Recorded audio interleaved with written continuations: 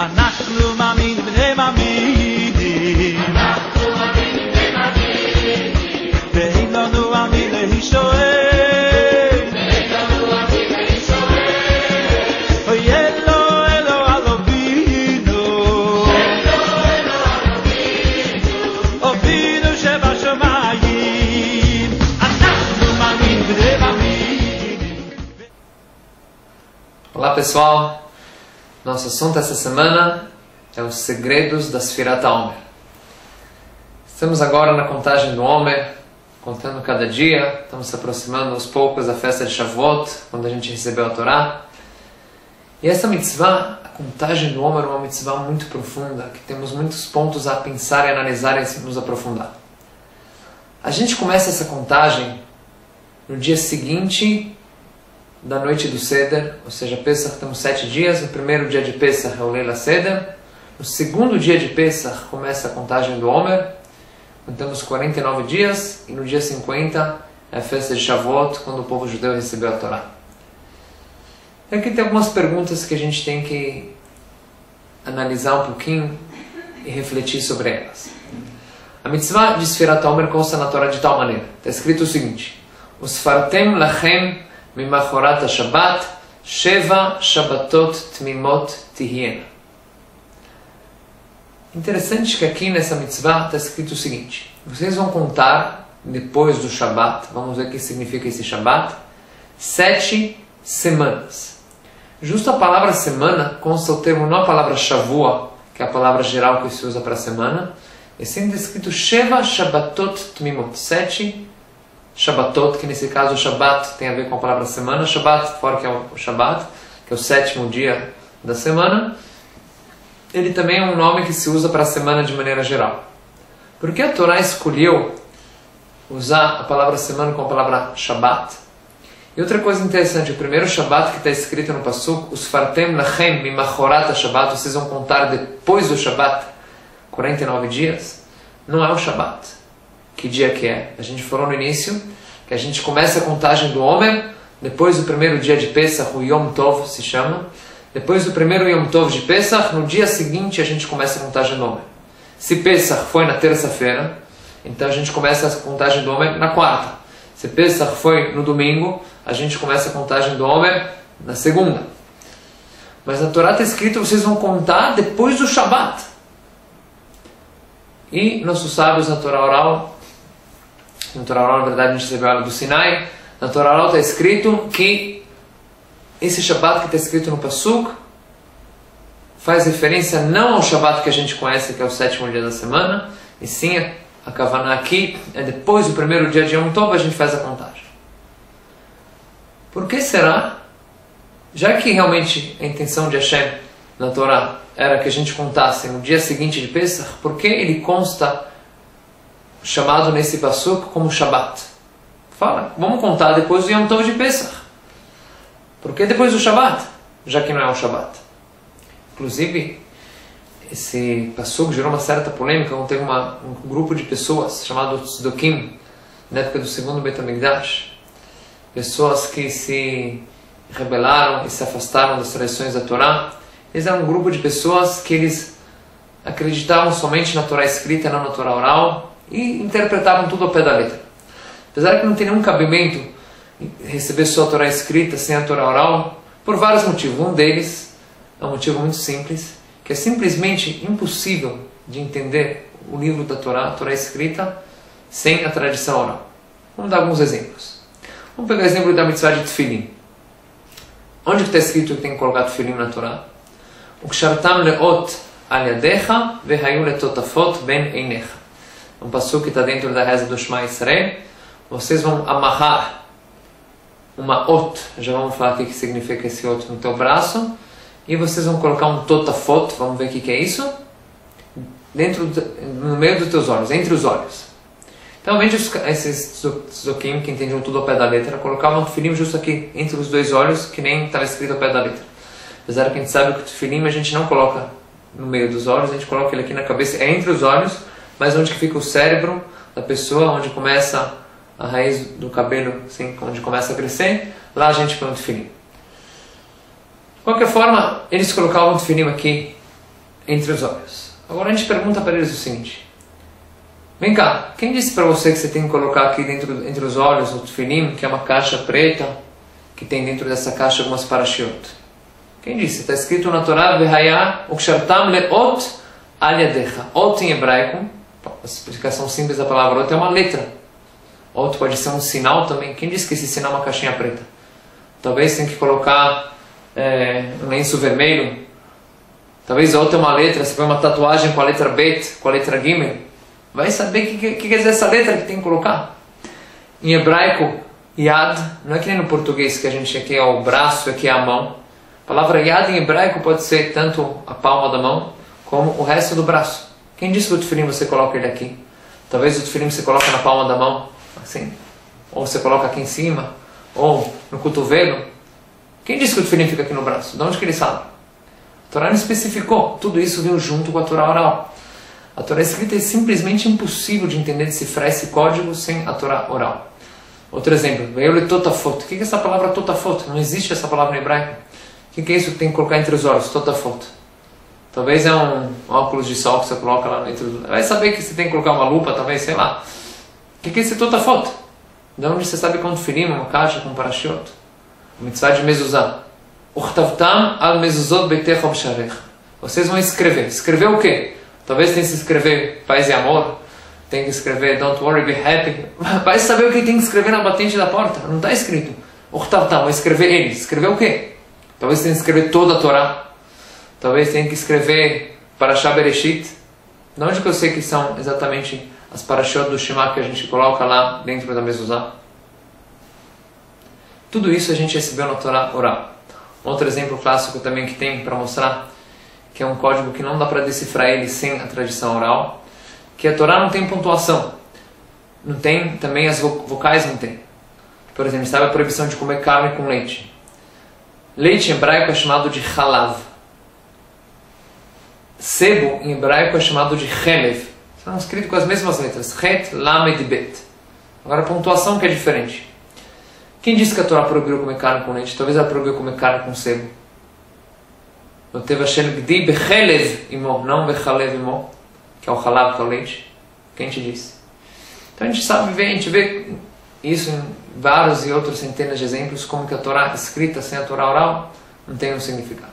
Voltando ao nosso assunto, a gente estava falando de Sfirat HaOmer, porque a Torá colocou que esse Shabbat, que está escrito aqui, não é Shabbat, a contagem do Omer é depois do Yom Tov. Mas por que escreveu Shabbat?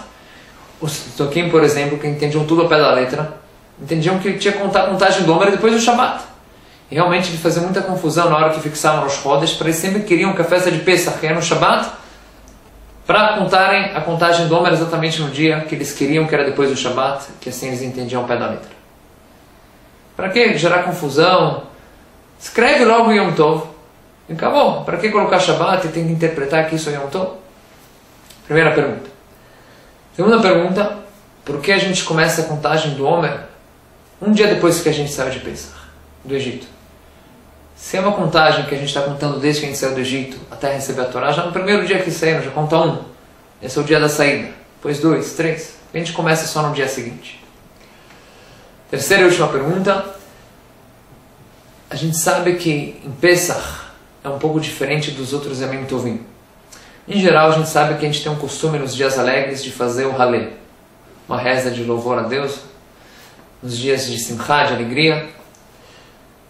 E, em geral, a regra é o seguinte: no início do mês, no Rosh Chodesh, a gente faz um Halel incompleto. Agora, nos Yamim Tovim, como Sukkot, Shavuot, inclusive Hanukkah, a gente costuma fazer o Halel completo. Pesach é a única exceção. Que Pesach, no primeiro dia de Pesach, a gente faz o Halel completo. Nos outros dias de Pesach, a gente faz o Halel incompleto. Inclusive, no sétimo dia de Pesach, no Yom Tov, não fazemos o Halel completo. Então, tem várias explicações para isso, mas vamos dar uma explicação ligada com as outras perguntas que a gente fez. Então, qual a explicação dessas 3 perguntas que perguntamos? Então, vamos lá. Para a gente entender a resposta disso, eu preciso fazer uma pequena introdução. A gente sabe que muitas coisas no judaísmo tem um conceito, até um conceito cabalístico profundo, que muitas vezes quando Deus quer dar alguma coisa para o ser humano, primeiro Ele dá, mesmo que o ser humano não merece, sem se esforçar muito, Ele dá isso como se fosse de presente para o ser humano, para ele sentir um pouco o gostinho, para ele ter um pouco da noção daquilo. Depois, Deus Ele retira aquilo do ser humano, para ele poder agora reconquistar aquilo com seu próprio esforço, com seu próprio suor, e chegar de novo naquele nível inicial que Deus colocou ele no início, que era de presente, sem o mérito dele. Agora, com seu próprio suor, com sua própria força, com seu próprio trabalho, ele vai chegar naquilo de novo. Vamos pegar alguns exemplos. É escrito quando a pessoa está na barriga da mãe, sim, não o bebê ou o vizinho, sim, a alma da pessoa quando está na barriga da mãe, a alma do ser humano, naquele instante, é ensinada para ela toda a Torá. Nossa alma é uma coisa infinita, então a gente estuda a Torá, que é uma coisa muito grande e abrangente, mas só que a gente está ainda fora do corpo, a alma não penetrou completamente no corpo, só quando ela nasce, que a alma entra realmente dentro do corpo, de maneira completa. Então, a nossa alma na barriga da mãe, a gente estuda toda a Torá por lá. Quando a pessoa nasce, a gente, obviamente a criança nasce, nem falar ela lembra, esquece de tudo, e toda aquela Torá que ela estudou na barriga da mãe, ela esqueceu.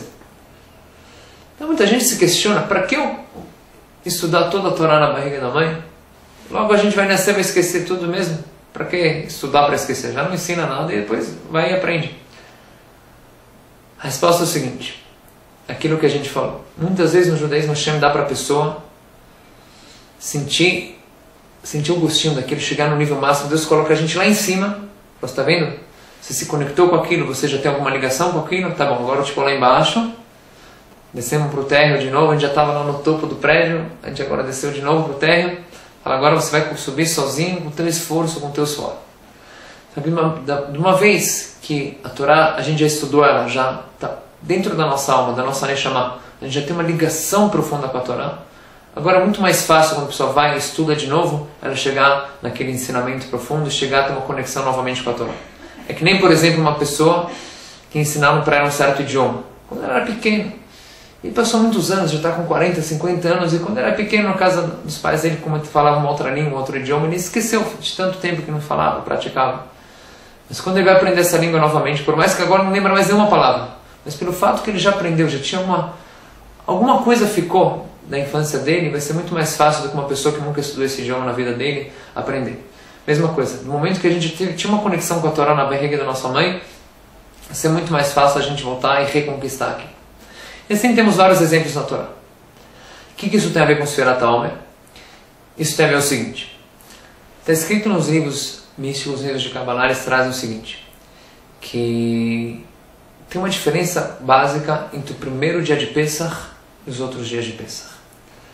No primeiro dia de Pesach acontece uma coisa fantástica, realmente uma noite muito especial, muito grande. Está escrito que a gente saiu do Egito rapidamente. Bechipazon yatzanu mimitzrayim. A explicação simples é que a gente está com a pressa de sair, nem deu tempo do pão fermentar, saímos correndo do Egito. Se a gente for ver dentro do Midrash, assim, a primeira vez não dá para entender o que ele diz, está escrito que foi um Chipazon shel Shechina. O que é esse Chipazon da Shechina, da presença divina? Teve como se fosse acelerou o processo do quê? Então está escrito que na noite de Pesach, nossa alma, a gente estava, quando estava no Egito, no nível 49 da impureza, estava lá no fundo do poço. E Deus, naquele momento, levantou a gente do fundo do poço e levou a gente lá para o topo, para o nível super elevado. Na noite de Pesach a gente vai subindo de nível, cada etapa da noite do cedo a gente está como se fosse um elevador assim, que a gente sobe do subsolo que a gente estava lá em Pesach, abaixo nos níveis de impureza, a gente sobe lá para cima no nível de pureza muito grande. Tudo isso sem a gente merecer ainda, sem um trabalho, sem um esforço, como se fosse de presente que Hashem dá por cada Yehudi na noite de Pesach. Só que essa grande luz que a gente, esse brilho que tem na nossa alma na primeira noite de Pesach, não é uma coisa que fica para sempre. A gente sente um pouco desse gostinho, está nesse nível espiritual elevado, naquela luz grande e especial, mas no dia seguinte, no segundo dia de Pesach, todo aquele brilho vai embora. Sumiu. Agora, por quê? Por causa que agora a gente tem que reconquistar aquele nível elevado que a gente chegou na noite de Pesach, através do nosso esforço, do nosso trabalho, como falamos antes. ficou alguma coisa dentro da gente e agora é mais fácil a gente reconquistar aquilo de novo. Então, durante a contagem do Omer, cada dia que passa, a gente vai subindo mais um nível. Mas agora não tão rápido. Esse ripazon da Shekhinah que a gente falou, essa velocidade que foi tudo rápido na saída do Egito, isso foi rápido não só na correria que a gente saiu do Egito, mas foi rápido também nos níveis espirituais. No nível que a nossa alma chegou, foi tudo de uma vez só. Pá, do nível 0 para o nível 49, rapidamente a gente se elevou no fundo do poço. Só que a gente não ficou nesse nível, a gente baixou desse nível de novo e agora a gente tem que etapa por etapa. Dessa vez não rápido, não sem nosso mérito, agora com o nosso trabalho. Cada dia da contagem do Omer foi um outro nível. O povo foi se purificando antes de receber a Torá, passaram mais um nível, mais um degrau, mais uma etapa. Até que depois de 49 dias de preparação, estavam aptos para receber a Torá. Então, essa introdução que a gente fez pode responder as perguntas que perguntamos no início. Por que a gente não começa a contagem do Omer no primeiro dia de Pesach, quando a gente saiu? Porque na verdade, nesse primeiro dia, a gente já, em um dia só, já chegou naquele nível espiritual alto e elevado. Toda a contagem é quando a gente baixou daquele nível, a gente já não está lá em cima do prédio, estamos no térreo de novo. Já baixamos tudo aquilo que a gente subiu, descemos de novo. Agora começa a contagem, que essa contagem ela faz alusão àquilo que a gente está agora etapa por etapa, subindo, primeiro degrau, primeiro andar, segundo andar, terceiro, quarto e quinto, assim vamos se elevando até chegar ao nível 49 dos portões da sabedoria, Sharei, inclusive o nome da Midrashá do Sharei Binah, os 49 portões da sabedoria, os Sharei Binah. Sharei Binah significa os portões da sabedoria, que o povo chegou antes de receber a Torá. Então, por que não, resumindo, por que a gente não começa a contagem no primeiro dia? Por causa que essa contagem é do momento que a gente baixou daquele nível que a gente chegou, a gente começa do zero e começamos a contagem. Isso também explica o porquê que está escrito que a gente conta Machorat HaShabbat. A gente pergunta, por que chama de Shabbat? Fala que começa a contagem depois do Yom Tov. Para responder isso, está escrito no livro Bnei Sachar, ele fala uma coisa muito bonita, muito profunda, ele fala assim, tem uma diferença entre Shabbat e Yom Tov, uma diferença muito básica. A santidade do Shabbat não depende do povo judeu, só depende de Hashem, só depende de Deus. O Shabbat é um dia sagrado por si só, é uma Kedushá que já existe no mundo e não depende de nossos atos. É como se Deus nos elevasse no Shabbat. O Yom Tov, por outro lado, é chamado na Torá de Mikra'e Kodesh. O que quer dizer Mikra'e Kodesh? Mikro em hebraico é chamar. A gente atrai, a gente chama a santidade desses dias. Ou seja, nos Yamim Tovim, diferente do Shabbat, a santidade do dia vem através dos atos de Am Yisrael. Das mitzvot que a gente faz, a gente atrai a Kedushá para esse mundo. Não que Deus nos eleva para os mundos lá em cima, a gente puxa para cá a Kedushá. Por isso são chamados de Mikra'e Kodesh. Essa explicação que na reza de Shabbat, quando a gente santifica o dia, a gente fala Baruch Atah Hashem Mekadesh HaShabbat, que Deus santificou o Shabbat. Na Brachá a gente não cita Am Yisrael, não fala Mekadesh Israel Ve HaShabbat, santificou o povo judeu e o Shabbat, porque a santidade do Shabbat não depende de Am Yisrael. O Shabbat é sagrado porque Hashem traz essa santidade, essa Kedushá para o mundo. Agora os outros Yamim Tovim, Pesach, Sukkot, Shavuot, todas as nossas festas, a gente fala na Brachá Baruch Atah Hashem Mekadesh Israel Ve'azmanim. A gente santificou o povo judeu e o tempo, as festas que tem no ciclo anual. Por quê? Por que está citado Israel? Porque a santidade desses dias depende do povo judeu. A única exceção, que é um dia que é muito parecido com o Shabbat, que é um dia que Deus nos eleva sem depender do nosso mérito, dos nossos atos, Deus nos eleva lá para cima, para os mundos lá de cima, como se fosse no Shabbat, que Deus pega a gente lá de baixo sem que dependa dos nossos atos, da nossa santidade, nada. A Kedushá que Deus põe no mundo no Shabbat, a única exceção é o primeiro dia de Pesach. O primeiro dia de Pesach acontece como um Shabbat, que Deus nos eleva lá em cima, sem depender do nosso mérito. Por isso que a Torá, que quis nos ensinar essa lição, saiba que esse primeiro dia de Yom Tov, o primeiro dia de Pesach, é um dia muito especial. Um dia que você chega num nível super elevado, mesmo que você não merece. Exatamente como o Shabbat. Por isso, quando a Torá foi relatar esse conceito, tanto na palavra semana usou a palavra Shabbat, como na palavra Yom Tov usou a palavra Shabbat, para a gente aprender que aqui tem esse conceito, que esse Yom Tov é como se fosse um Shabbat. Para responder a última pergunta que a gente fez, por que se tem um Halel completo no primeiro dia, nos outros dias incompleto? Justo no primeiro dia foi aquele dia daquela luz gigantesca, aquele nível espiritual que a gente chegou alto, elevado. Então nessa ocasião a gente faz um Halel completo para mostrar essa nossa alegria, esse nível que a gente chegou. Mas já que os outros dias de Pesach são diferentes, para mostrar essa diferença que a gente não está naquele mesmo nível que a gente começou, não é que a gente está progredindo, a gente estava, desceu, agora a gente está lá embaixo. Então para mostrar essa diferença, esse é o motivo que nos outros dias de Pesach a gente faz um Halel incompleto. Que a gente vê um pouco nessa aula de hoje, dos segredos, das explicações mais profundas da Sfirat HaOmer. Saibam que essa mitzvah tem ainda muitos mais segredos por trás, muito o que estudar. E quem sabe, em outra ocasião, a gente fala um pouco mais sobre essa mitzvah. Que todos vocês tenham um Shabbat Shalom Vorach. E, Bezat Hashem, em breve temos a festa de Lag BaOmer. E todos, Bezat Hashem, nos próximos Shurim, vamos falar um pouco sobre isso também.